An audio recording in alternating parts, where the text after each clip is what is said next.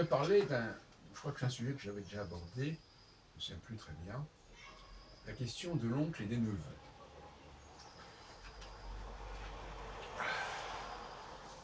Moi, j'ai 5 neveux et 2 sœurs. Et j'ai eu une discussion récemment avec ma sœur cadette qui me reproche de ne pas contacter mes neveux. Ils sont plus tout jeunes d'ailleurs. Et je lui ai répondu, mais ils n'ont qu'à me contacter. Et alors le débat est venu de savoir si c'est l'oncle qui doit contacter ses neveux ou les neveux qui doivent contacter l'oncle.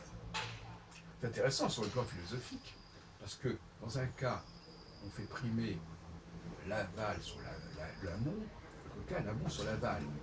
Dans un cas, on parle de l'origine, de la transmission, depuis des ancêtres, l'oncle, donc l'héritage d'ailleurs, l'héritage spirituel, pas forcément matériel.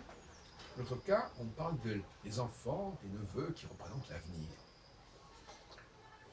Et je pense que sur ce sujet, c'est un bon test quelque part pour distinguer l'esprit, le psychisme masculin et féminin, ou pour distinguer tout simplement des positions, de classer les gens, ça serait amusant. Vous pourrez voir dans les magazines féminins, moi j'avais participé à une époque à un magazine féminin, j'ai publié en 1976 dans Cosmopolitan un gros dossier hors série, enfin, sur l'astrologie sensorielle. Comment ça s'appelle? Voilà. Et j'ai toujours trouvé que c'était amusant de passer. Je ne suis pas du tout contre la presse. J'aime mieux pas de choses qui peuvent, à la limite, passer par ce biais-là. Et donc, voilà un test amusant. Voilà. Est-ce que c'est l'oncle qui doit aller vers ses neveux, c'est-à-dire la source qui doit descendre vers ses ramifications, ou est-ce qu'il faut aller vers la source?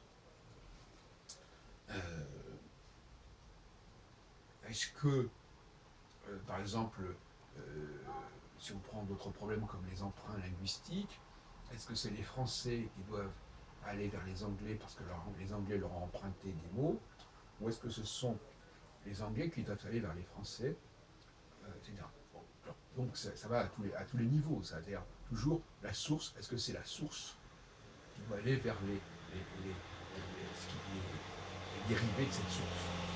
Alors, je répondrai d'abord premièrement, sûr, parce que à partir d'une source unique, il peut y avoir une multiplicité de dérivations.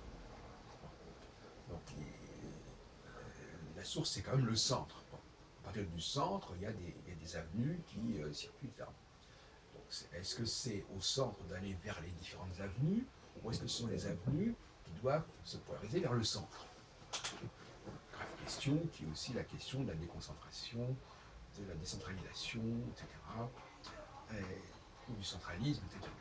Donc, voilà un débat qui a l'air complètement insignifiant, mais il semble qu'on ait des structures mentales qui font que, instinctivement, subconsciemment, certaines personnes trouvent tout à fait normal et évident que celui qui est en haut aille vers ceux qui sont en dessous, c'est-à-dire ceux qui viennent pas plus tard, alors que d'autres pensent tout au contraire que ce qui est dérivé doit se ressourcer, doit revenir au point origine, et que c'est beaucoup plus logique ainsi.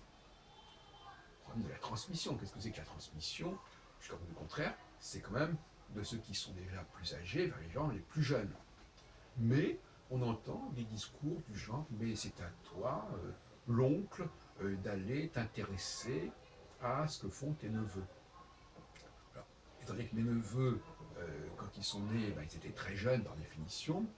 Alors ils ont grandi, les années, même les décennies ont passé, mais la question reste posée. C'est-à-dire qu'a priori, sauf être. Alors, effectivement, il y a le problème des femmes qui revendiquent, alors c'est peut-être un peu subreptice, mais qui revendiquent, qui rappellent que c'est elles qui s'occupent des enfants et qui s'intéressent aux enfants, qui ont la charge de leur éducation, etc. Alors, c'est peut-être une sorte de procès de ce genre qui est en filigrane, je ne sais pas, ou en message subliminal, mais d'une manière générale, on sait très bien, de toute façon, que le mimétisme passe par le fait qu'un enfant qui voit les êtres plus âgés, mais qui lui ressemblent, qui font partie de la même mouvance ou de la même famille, et il prend modèle sur eux. Hein. C'est quand même pas les adultes qui prennent modèle sur les enfants. Bon. D'autre part, tout phénomène d'appartenance implique de connaître son histoire, ses ascendances, parce que ces ascendances nous représentent l'avenir. Paradoxalement, ce sont les ancêtres qui incarnent l'avenir. Parce que ce sont les ancêtres qui ont montré jusqu'où on pouvait aller, et qui, donc pour quelqu'un qui est très jeune, lui montrent un peu ce qui peut être son devenir. Voilà.